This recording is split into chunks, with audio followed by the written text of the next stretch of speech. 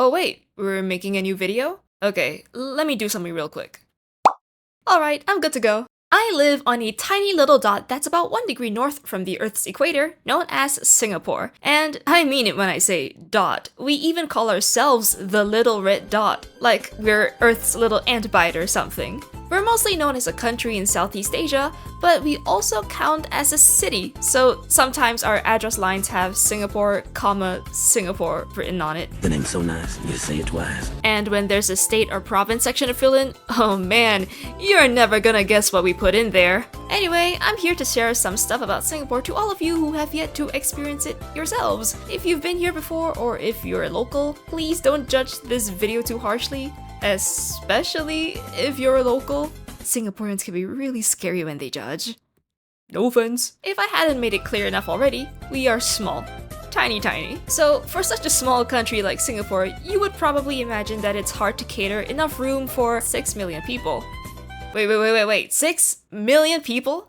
6 million people? That is a lot of people for a piece of land that's only about 750 square kilometers. Okay, wait, let me see something. Countries with 6 million population. Denmark. Okay, how big is Denmark? Bruh. So yeah, that's pretty wild. Due to the limited amount of space, all our apartments, malls, offices, schools, and other buildings are squished pretty tightly together, while other bigger countries have large fields of grass and open space, and a great big unobstructed sky to look at as you bathe in the sun while watching the clouds drift by. Singapore has buildings, more buildings, and the occasional empty patch of grass in the middle of a lot of non-grass. Well, we do have parks, and I do love them. I'm making it sound bad. I guess it really isn't. It just makes it feel a lot busier here. That's all. Compared to other places of the world, there honestly isn't really anything interesting to do here. In fact, there's this running joke that we have here that the best thing to do here in Singapore is to leave. While it's not like we have a plethora of stuff, there are a bunch of iconic aspects to us. Singapore is a really multiracial country. Quite a lot of features that you'll find here are actually adaptations of stuff from other countries, particularly in Southeast Asia. Stuff like our food, festivals, places of worship, all that jazz. And speaking of food, most people are of the opinion that Singapore has amazing food. Like 4 out of 5 times that I've heard anyone talk about Singapore, they always talk about how they love the food here. And the 2 dishes that always get brought up are the chicken rice and chili crab. It is undeniable that they are both iconic and delicious, but there's a massive list of dishes that always get overlooked. So I'm gonna show some of the more unspoken treasures that our kitchens have to offer, aka I eat my favorite local dishes for a couple of minutes on camera. Also, I'm sure most of you watching this have already heard of all of these dishes before, but oh well, food is food. So let's eat! Greetings, ladies and gentlemen. Welcome to this segment of the video. This is a very serious segment. My name is Shufi, and today we are going to be sampling many different kinds of cuisines. Okay, you know what? I actually cannot take myself seriously. I tried to put on something that would look good on camera, so this is what I came up with, I guess. Actually, you know what? I should probably lose the glasses. You can't even see me. Hey! Okay, well, now my face looks empty.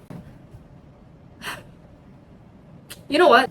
Much better. Today we're gonna be sampling different foods from different cuisines. Yay! Well, there are many different kinds of cuisines that you can find in Singapore, but we're gonna be focusing on the 4 main ones, which are Indian, Malay, Chinese, and Peranakan, which we'll get to in a minute later. The first thing we're gonna try is in this styrofoam box.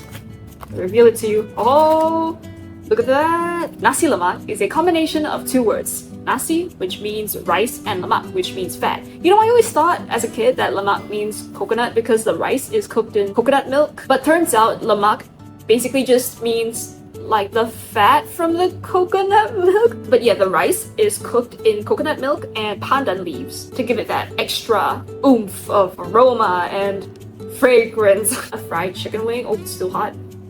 Yep, looks good.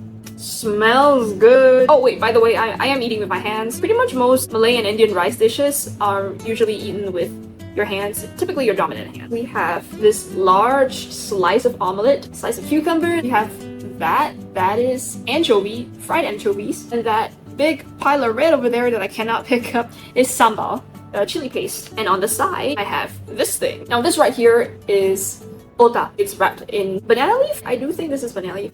Oh, which way is it? Oh, wait, I see it, but how do you unwrap this? This is like trying to find the tip on like the ends of the tape that you're trying to what am I saying? Leave that out. Okay. Voila!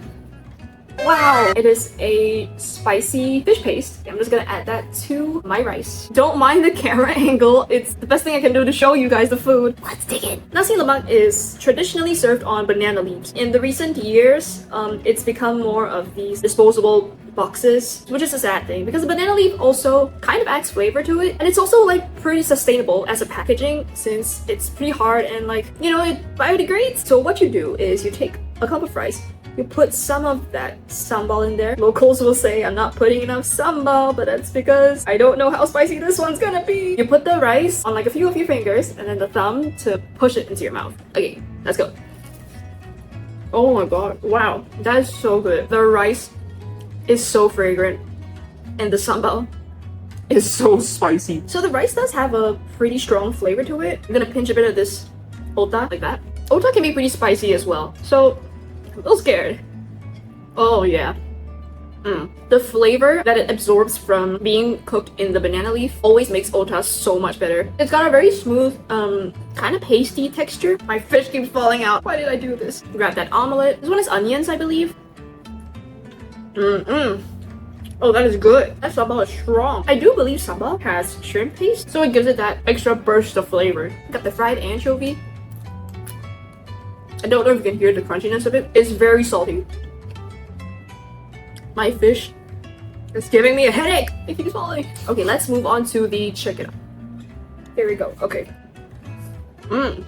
Oh my god, wait, this is really good. Whatever they did to this chicken, hell yeah. Nasi lemak is a rice dish that's typically enjoyed with other kinds of side dishes. This fried fish, I don't remember the name of it, but it's pretty good as well. And instead of serving it with omelet, some places serve it with hard-boiled eggs or even fried eggs. Aside from fried chicken and fried fish, some places serve it with curry chicken or sambal squid. I love the sambal squid. Squid with sambal, peak top tier. I love nasi lemak, and it tastes so much better eating with your hands. There was a period of time in my life where I ate so much nasi lemak, and one day when I stopped, I couldn't eat nasi lemak for another 6 months. I'm way past that. I'm enjoying this so much right now. He's gonna take a break because I need one. Also, the downside to nasi lemak is that it doesn't have a lot of vegetables, but you usually can add your own serving of sambal long beans. Also, I just want to say, I was supposed to film this eating section in like actual coffee shops. I have attempted. What I'm doing now is actually like a re-recording because when I tried filming outside, I was so awkward. I couldn't talk at all. But you know, now that I'm at home, it's a lot less awkward, except that I'm talking to no one. It's okay. I do that every day. Moving on to the next dish. Ta-da! Oh, that's a lot actually. This right here is what we call mixed vegetable rice. The Mandarin name for this is Cai Fan, and in Hokkien it's Cai Peng. Despite its name, it's not only vegetables, there's actually plenty of meat dishes in it. The stalls are usually pretty big because there's like 30, 40 over dishes over there. You grab your rice, then you pick out whichever dishes that you want to go with your rice. Usually I pick out like 3 main side dishes, like the vegetables or the meats, and then I go for a sauce. For sauces, they usually do like curry or like braised soy sauce, that kind of thing. The one I have today has cereal fish. It's fried fish covered in some sugar and like chopped up pieces of like oatmeal or cereal. It's got like a milky aromatic flavor. I also got braised mushrooms. These are really, really good. I've got white cabbage and some curry. Just a little bit. They do have meat dishes, but I do believe that most of them are veggie dishes. They have stuff like sweet potato leaves, stir-fried broccoli, sliced potatoes. They've got eggplants, and my absolute favorite, which I regret not getting this time, stir-fried bitter gourd in scrambled eggs. And then for meat, they do have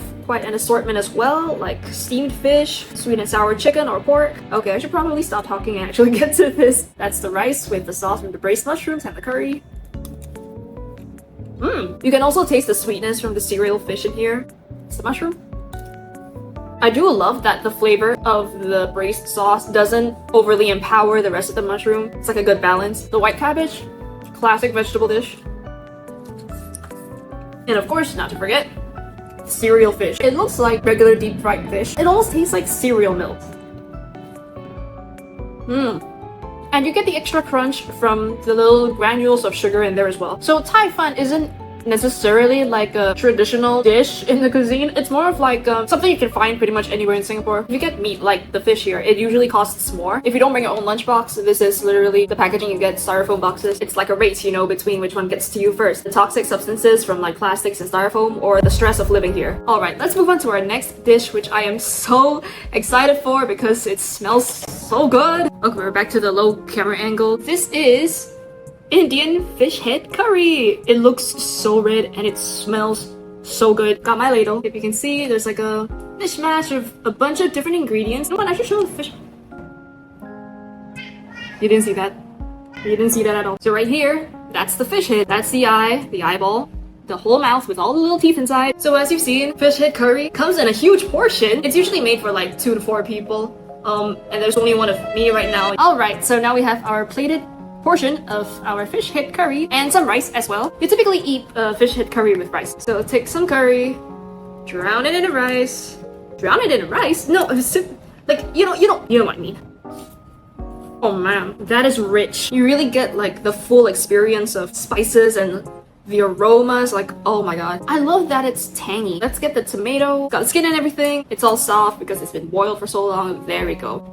Let's try this next. I'm guessing this is eggplant or brinjal, some people call it. But I'm not sure if this is it, so let's just try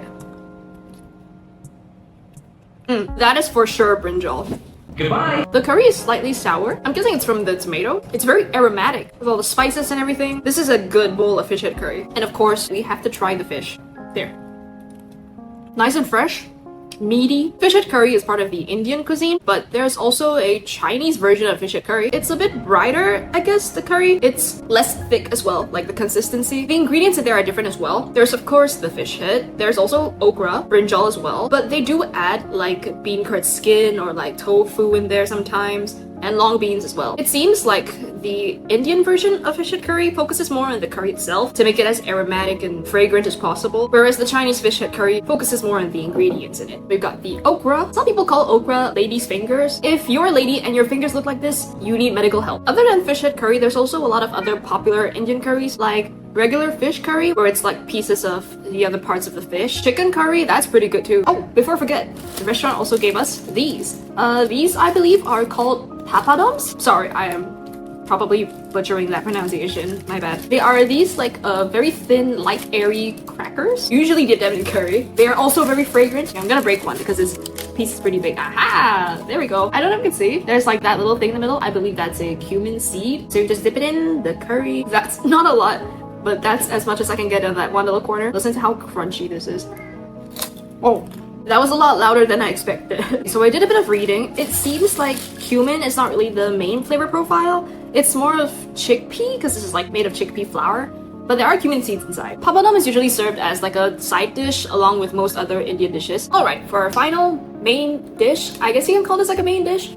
Oh, it smells. It smells really fragrant. Strong, actually. So this is what we call Rojak. Rojak essentially translates to mix or like mixture. I don't know if you can really tell what's in there. Cucumber, pineapples, I believe apples, and bits of chopped up deep fried dough sticks, which we call youtiao in here. To properly eat rojak, you use skewer sticks. There's also crushed peanuts. That's cucumber right there. Whoa, man, I haven't had rojak since I was like a lot younger. Rojak is full of flavor. You get a sweetness from the sweet sauce, you get like an umami or a tanginess from the shrimp paste, the nuttiness from the peanuts, sourness from the pineapples. One might call this a clash of flavors. Actually, I feel like a lot of people don't really like rojak, but I grew up eating it, so I came to really appreciate it. That was apple. Rojak normally has like a mixture of different... Wait, that's not apple. That tastes more like pear. Did I do pear in rojak? Now, what's interesting about rojak is that in the 4 cuisines that typically make rojak, namely the Malaysian cuisine, Chinese, Indian, and Indonesian, all of them prepare their rojaks very differently. Like, they use different ingredients and stuff. Growing up, I believe I only ate the Chinese one or the Malaysian one, which has the bits of the fried dough. And that's what this is. Many places typically put a bunch of different fruits in rojak. Pineapples, of course, apples, cucumbers. Sometimes they put papayas. I heard some cuisines even put bean sprouts. potatoes, sweet potatoes. Apparently some places do eggs as well. I don't think I've had Rojak that has meat in it, but apparently some places put cuttlefish or even squid. Now that's surprising to me. It is very flavorful. Green apple. That wasn't green apple. That was guava. You really don't know what you're gonna find in here. Since Rojak is mostly made of fruits and vegetables, it's cold. It's a cold dish. The shrimp or like prawn paste gives it a bit more of a sourish flavor. Despite Rojak having many different fruits in there, you cannot consider it as a healthy dish because it's usually served with like these fried things. This is like an odd salad.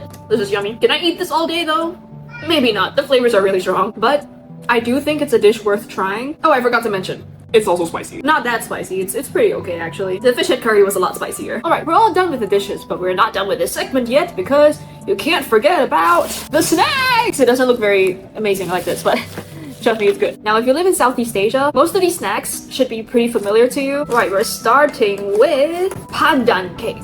It smells very fragrant. It's very soft, as you can see. I'm not even like pressing hard or anything. This is one of the many ways you can prepare pandan in the form of pandan chiffon cake. You can put pandan in your drinks. You can make pandan spreads as well, like pandan kaya, where they put it with coconut. You can put pandan in rice, like cooking the nasi lemak rice with pandan leaves. And you can even put pandan leaves in your car. Apparently, it's a really good way to repel cockroaches. A lot of people in Singapore and Malaysia do it. This one's really sweet, actually. I was never actually a big fan of pandan. Most of the times in like taxis or like cars where the drivers put like pandan leaves in the car to repel cockroaches or something, the smell of the pandan leaves always makes me super nauseous. A lot of people do like it though. Moving on from the pandan cakes, we have these wrapped in plastic bags. These are kuehs or nonyak kuehs. These kuehs are, I believe, peranakan, which is a combination of the Malaysian and Chinese cuisine. I think. Let's get to this one first. This one looks really interesting. This is the 9-layered kueh. There's many different types of nonyak kuehs. Like, I could fill this whole screen with it. There's so many. They're all so colorful.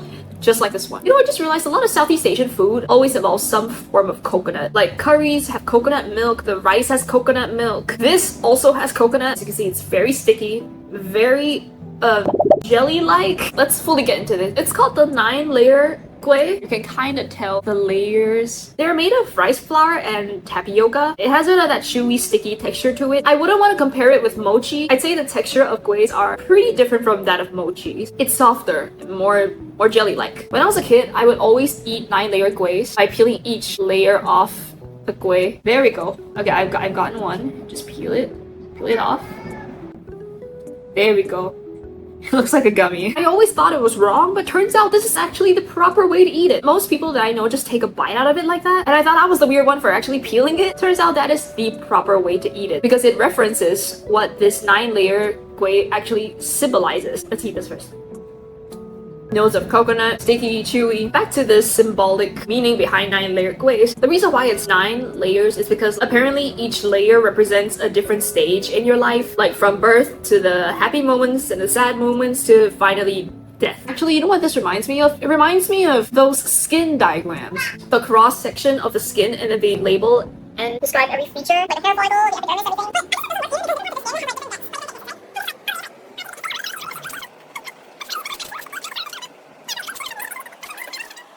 fingers are very sticky and colorful now. The next kueh, which I have never tried before, is the Gula Melaka kueh. It's green and brown and it's very slippery. This brown thing up there, that's Gula Melaka. It's made of palm sugar. Now, if you were to search up Gula Melaka on the internet, you'll find most...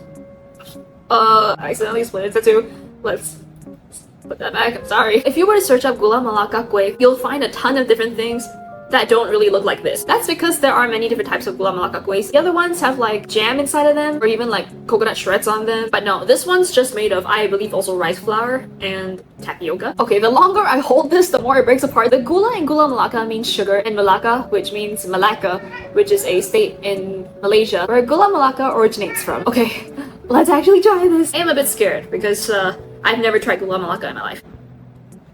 Whoa. Okay, it's a lot pastier compared to the 9-layered kueh. I'm gonna try the Malacca bit. Sweet. Oh, almost has like a brown sugary taste. I'm gonna try the green bit.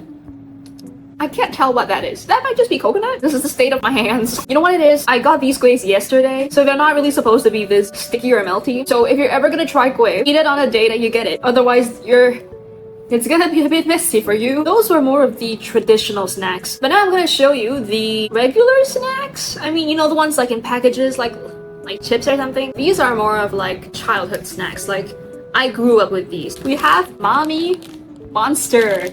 Hell yeah, brother! Mommy is more of like a noodle snack, as you can see over here. This was also originated from Malacca. Let's open it. Oh. So it really is just a block of noodles.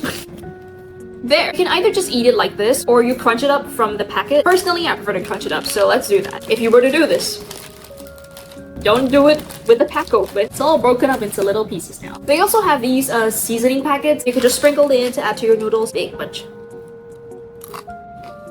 Since it is just dried noodles, you can honestly cook this and eat it in a bowl of soup like it's instant noodles. I've always wanted to try it, and I honestly would right now, but I don't think instant noodles would be too good when it's all crushed up like that. You know, I just realized something. This snack, this far into the video, is the only mention of noodles. I've only had rice dishes. Now, I think it goes without saying that us Southeast Asians love our noodles. Like, across all the different cuisines, we have different kinds of noodles prepared in different soups, different sauces. We've got the thick yellow noodles, the thin yellow noodles, vermicelli, thick rice noodles, flat rice noodles. Our final snack is this tiny little package called Popo Muruku Ikan, which essentially translates to fish cracker? Fish. I mean, ikan means fish, so yeah. This snack also originated from Malaysia. Its unique name, Popo, or I'm gonna call it Popo, is supposed to reference Bao Bao, which is the Chinese translation for a baby.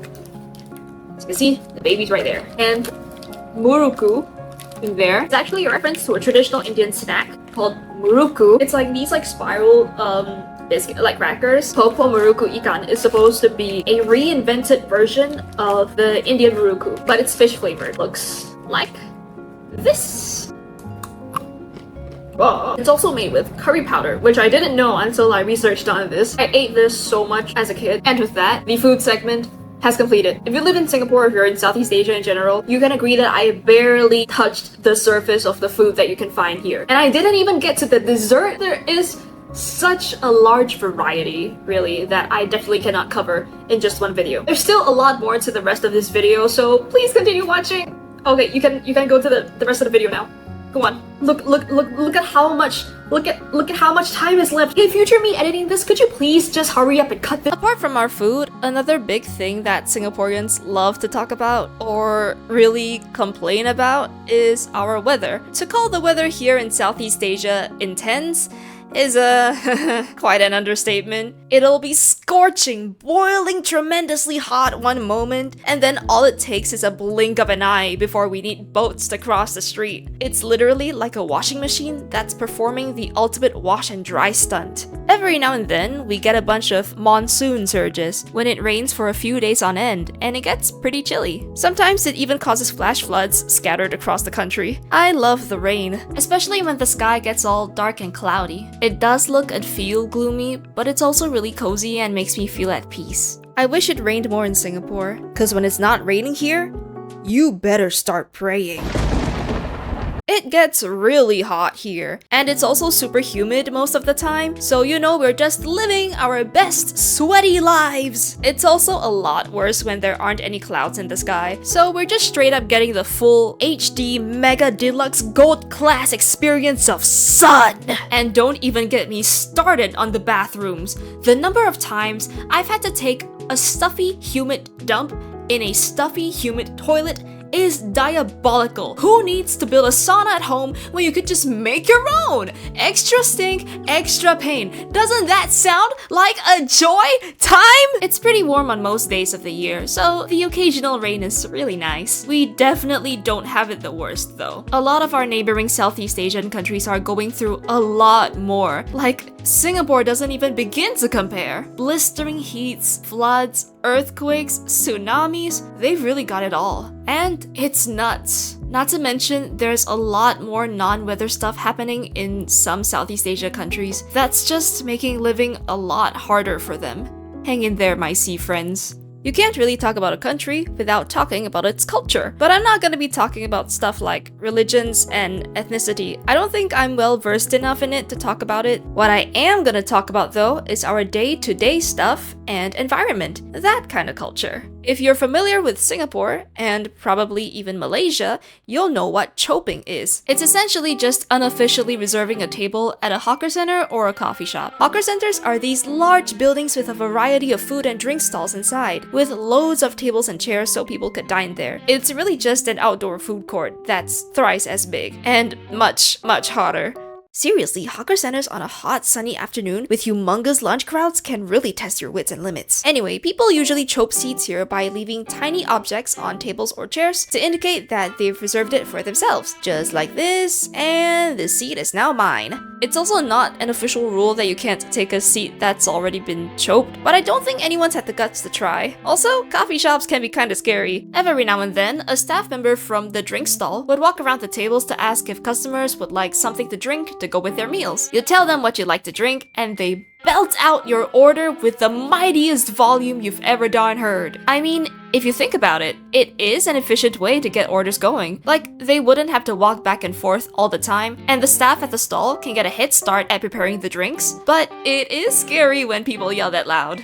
A couple of countries in Southeast Asia use the terms kopi and te to name coffee and tea. There's a whole naming system for the different variations of kopi and te, like kosong, which means to have no sugar or milk in it, siu dai, which means to bring down the sugar level, o to say you don't want milk in it, and si to say you want it with evaporated milk instead of condensed milk. The default kopis and teas have condensed milk in them, making it extra sweet and extra delicious. Kopi, te, and kosong are Malay words, whereas siu dai is a Cantonese word. We like to combine words of different languages and dialects here. In fact, we've created a language here consisting of Malay words, Chinese dialects, as well as mainly English. We call it Singlish. Singaporean English. Yeah. So what are some common Singlish phrases, you might be wondering? Well, sit tight, my clueless, curious friend, because I'm about to unleash the Singlish.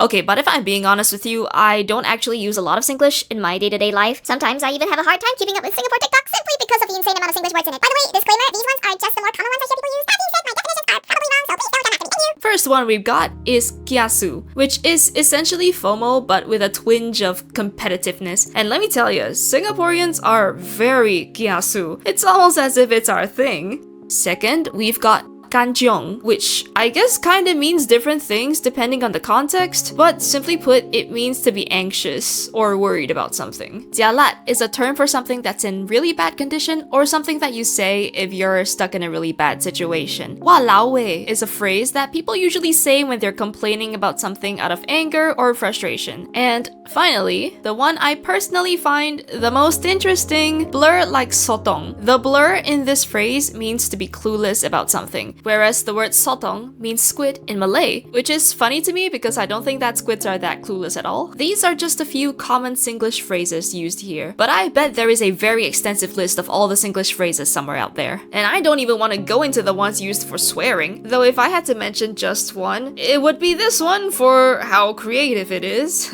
Even if you don't know much about Singapore, there's a high chance that you might have seen some of our incredibly iconic memes. Most of these are pretty old, but they've turned into international sensations in the recent years. One such example that I'd like to talk about would be the goat, the legend, the woman who was too stunned to speak.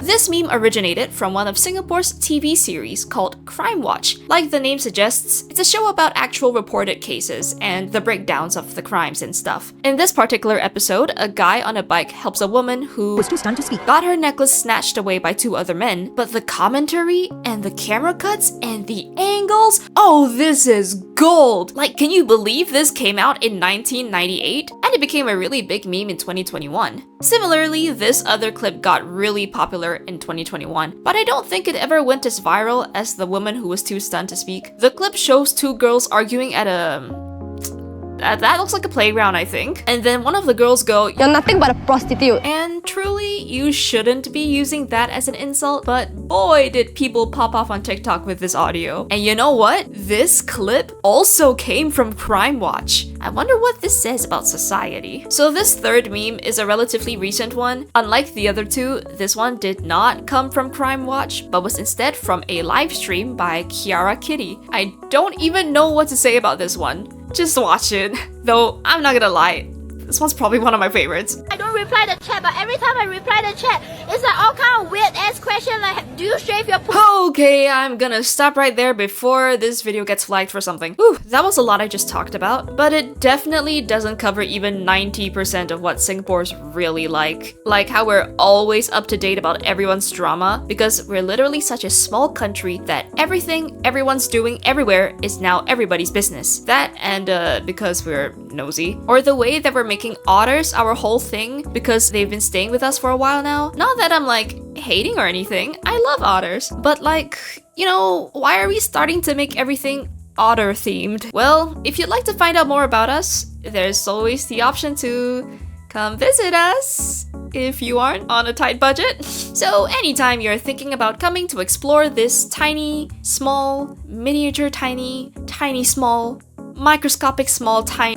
small country, you'll at least know some stuff about it because you've watched this video, even if most of this video's content is completely irrelevant and was just placed in here for fun. Thank you ever so much for watching this video. Really took my time with this one, huh? Well, you know me, I've always got business to get down to somewhere else. But I really do appreciate all of you who watch and show support on my videos. It means the whole endless universe to me. And also, thank you for helping me hit over 600 subscribers. I'm really glad that so many of you enjoy and look forward to content from my channel, and I will do my best not to disappoint. I hope all of you win $1 trillion tomorrow and that you'll always have good sleep. I do hope that I'll be able to deliver more content that you all enjoy and that you'll continue to support me as this channel grows. I wish I made a segment on this in the actual video, but one of my favorite TikTok accounts right now features this lady who's visiting and exploring a lot of Singapore's local culture and cuisines. This is her account and she is such a darling. Please go watch her videos. They always make me laugh, like all the time. Anyway, I will make sure that the next video I upload doesn't take another whole year to make. Jeez, it really is about time I fix up a regular upload schedule. Well, I'll see you all in the next video then. Bye now!